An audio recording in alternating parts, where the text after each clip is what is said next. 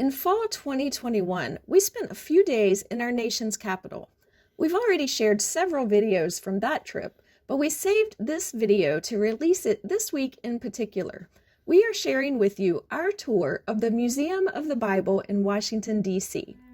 As you enter, you pass 40-foot-high brass plates containing the first lines of scripture found in Genesis in Latin from the Gutenberg Bible, which we will discuss later. Opened in November 2017, this museum allows guests to explore the history, narrative, and impact of the Bible. One of the founders of this museum is the Green family that is also known as the founders and owners of Hobby Lobby, a well-known chain of arts and crafts stores. Once inside, you pass through a grand hall with an LED screen on the ceiling. This floor houses the ticket desk, security check, a gift shop, a 9-minute VR experience that takes you on a virtual tour of well-known biblical sites. And there's also an exhibit of manuscripts and other texts on loan from the Vatican for display here. In the next several minutes, we will show you a look at some of the exhibits in this museum, as well as the children's area and the rooftop restaurant. The second floor of the museum is dedicated to the impact of the Bible. There's an exhibit about the history of the United States and how, in addition to searching for new sources of wealth or starting a new life, some of the new arrivals from Europe were motivated by the desire to find religious freedom. A number of stories are told through videos and artifacts about the role the Bible played in the early days of European settlements in the Americas, such as the priest who fought for the rights of indigenous people who were being enslaved and mistreated under Spanish rule.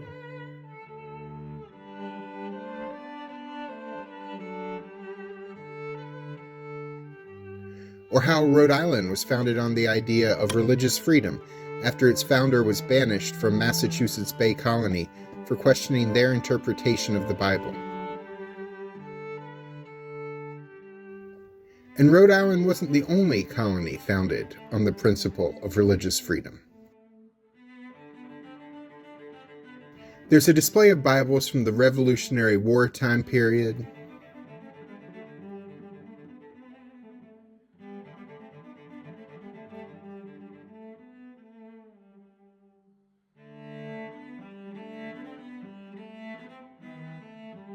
and an exhibit about the role of the Bible in inspiring the abolition of slavery.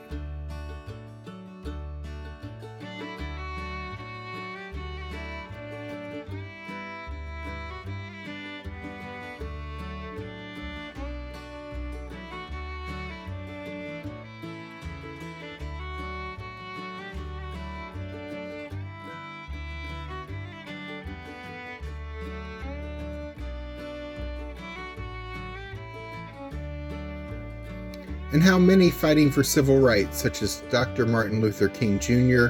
and Rosa Parks, drew inspiration from the Bible in their fight.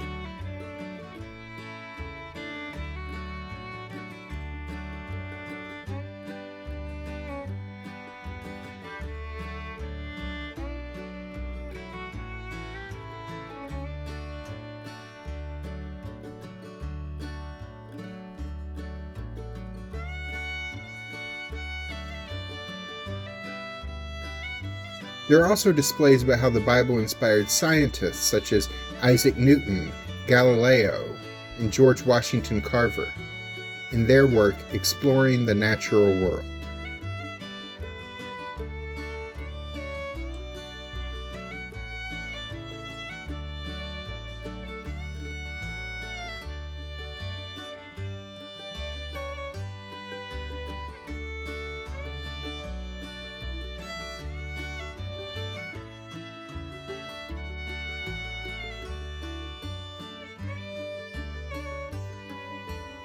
There are exhibits about how the Bible has been portrayed in culture, sometimes in positive ways and sometimes not so much.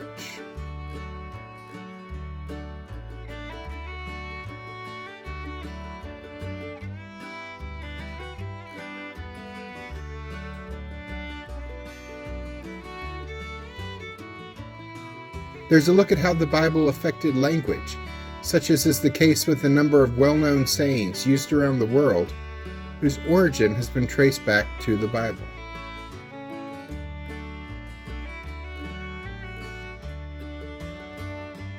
And there's also an exhibit on how Western concepts of justice have been informed by the Bible, including the movement in recent decades to treat inmates more humanely.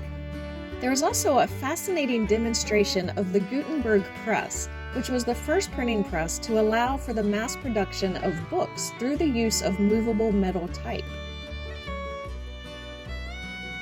The first major book printed on the Gutenberg press was the Gutenberg Bible, a version of Scripture in Latin. Only about 50 of these Gutenberg Bibles still exist today, and we got to see one on display at the Library of Congress in Washington, D.C. a few years ago.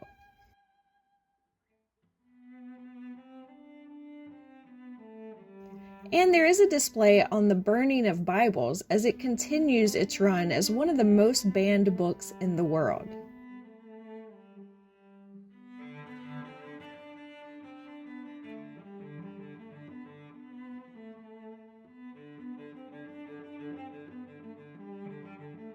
The third floor of the Museum of the Bible focuses on the stories of the Bible. It illustrates what life was like in biblical times in Israel.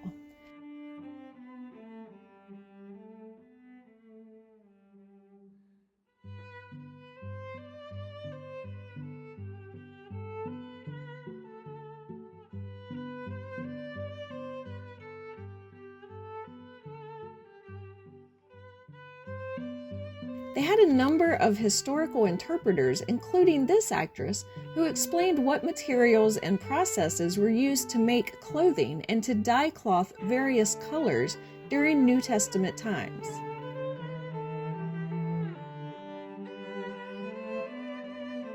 There were examples of homes, meals, farming, and food production techniques of the time on display as well. This floor also includes a theater showing a film about community in the early church, as well as the Hebrew Bible Experience. This is a 30-minute experience that immerses you in 15 scenes from the Old Testament. This exhibit won a prestigious Thea Award from the Themed Entertainment Association for Outstanding Achievement in a museum exhibit. The fourth floor focuses on the history of the Bible. This floor has over 600 artifacts, including early manuscripts, ancient coins, Torah scrolls, and rare printed Bibles. The exhibits also delve into how the internet and mobile devices have made the Bible more easily accessible around the world. This floor also has a theater showing content from Drive-Through History, where the host drives through historical sites in biblical history and provides fascinating and brief history lessons about the areas he's traveling through. By the way, you can see content from Drive-Through History right here on YouTube, as the show has its own channel, which is pretty cool if you're a history buff. The fifth floor features an exhibit lent to the museum long-term by the Israel Antiquities Authority. The exhibit's called The People of the Land of Israel. This exhibit features artifacts discovered by archaeologists in Israel that date back to biblical times. The artifacts include many everyday items that were used by people in ancient Israel. Also on display are stones from the Temple Mount in Jerusalem that date back to 100 BC. This includes some carved decorative stones from the temple, and there's also a stone wall from the temple from the 1st century BC that was damaged when the Romans destroyed the temple in 70 AD. Some floors also featured Tiffany stained glass windows from the early 1900s that were situated in front of windows so they would be backlit by the sun.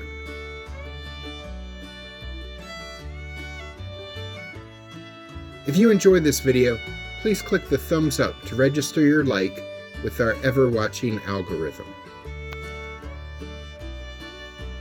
There's also a fun children's area here. We went in to check it out. The area taught kids Bible stories about having courage in the face of fear through fun and interactive games and exhibits.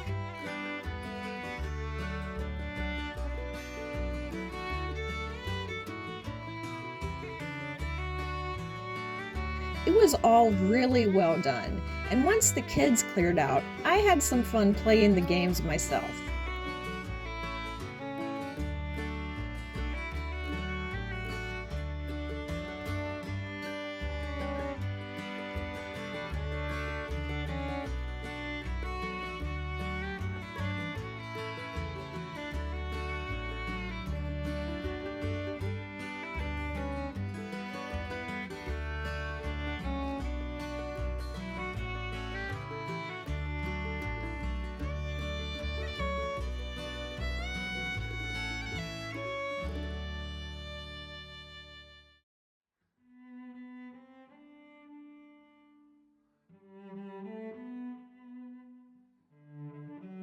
There was also an indoor playground where kids could climb around and let off some steam.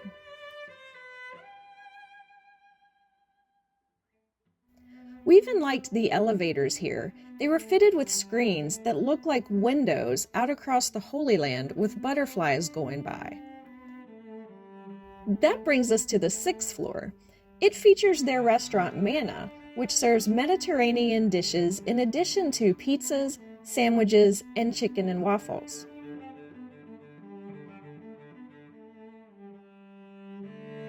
If you don't want to dine inside, you can head outside to dine in the rooftop biblical garden with plants mentioned in the Bible. There's also a snack bar on the 1st floor.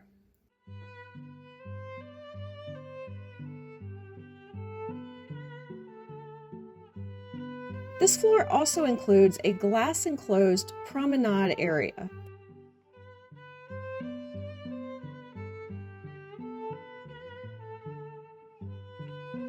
There's an event space that can be rented in this area that seats 500 people.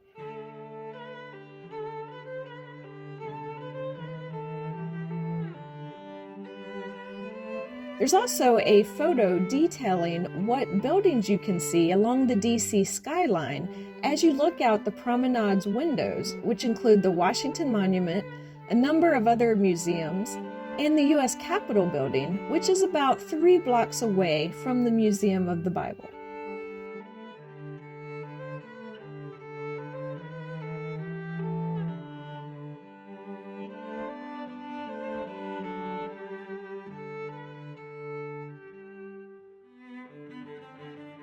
As you head back down toward the exit, you pass their gift shop with lots of cool souvenirs to choose from. Adult admission to the Museum of the Bible is $19.99 if purchased in advance online. It's $24.99 if purchased at the door. Tickets for kids age 5 through 17 are $13.99 online and $14.99 at the door. There's not a lot of parking in the area, so it's probably best to take the metro train. This museum is close to the Federal Center Southwest Metro Station, which is a stop along the blue, orange, and silver train lines. This was a fascinating museum to tour. Admittedly, we're part of the population that would be most interested in a museum dedicated to the Bible. If you have belief in, or even an interest in the Bible and its history and influence, you will love this place. If you aren't really interested in that and you get dragged here by your family, I think it could still be fascinating. We see museum exhibits all the time about people who believe things we don't and find it interesting. So if you enjoy learning about history and culture and belief systems, this is a really cool museum to check out with some state-of-the-art technology. We saved this video to post now because it is Holy Week, a time when those who believe in the Bible around the world celebrate the resurrection. Whether you are celebrating that with us, or celebrating chocolate egg-laying bunnies, or just the renewal of springtime, we want to wish you a happy Easter. Happy Passover if you're observing that holiday. And if you're watching this video in the future after the spring on some random Tuesday, then happy Tuesday. If the topic of this video interested you, click on the link at the end of the video to watch one of our first YouTube videos about a closed attraction in Orlando, Florida called Holy Land Experience. We loved that place and it has closed permanently now, so check out our video to see what once was. I'm Alice. And I'm Jack. Please click the subscribe button and the notification bell so we'll be sure to see you the next time we're traveling through.